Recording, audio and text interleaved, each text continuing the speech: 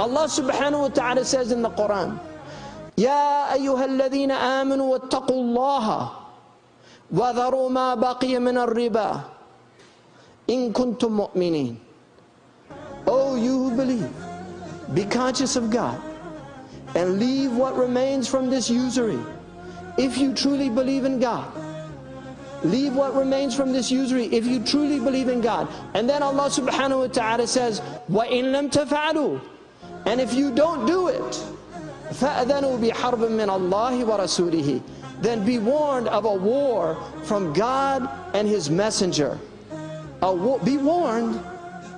Allah's given a warning. Be warned. Now, the Jews know this.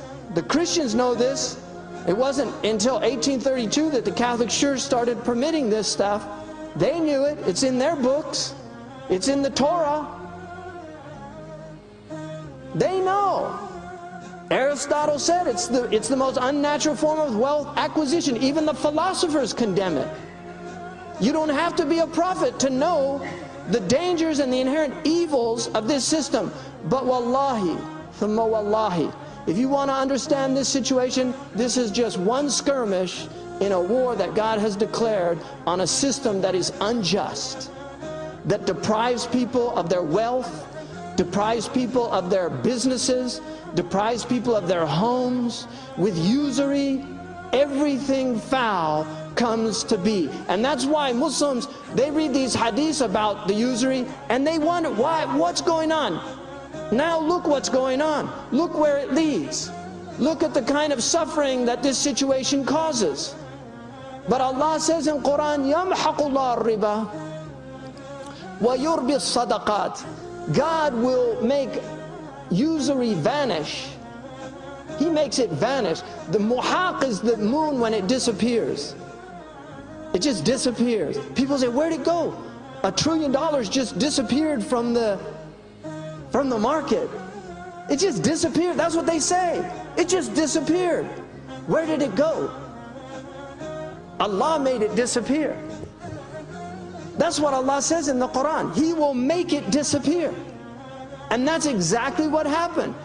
Now the Prophet ﷺ said that on Yawm al-Qiyamah, God will say to all of humanity, God will say to those people that neglected the poor people, He will say, I was sick and you didn't visit me. And they'll say, you were sick? How could you be sick? You're the Lord of the world. And Allah will say, didn't you know so-and-so was sick? And had you visited him, you would have found me there with him? I was hungry and you didn't feed me. You were hungry. How could you be hungry? You're the Lord of the world. My servant so-and-so was hungry and you didn't feed him. Had you fed him, you would have found me with him. I was thirsty and you didn't give me drink. They say, how could we do that? And he explains the same explanation. That should make all of us shudder.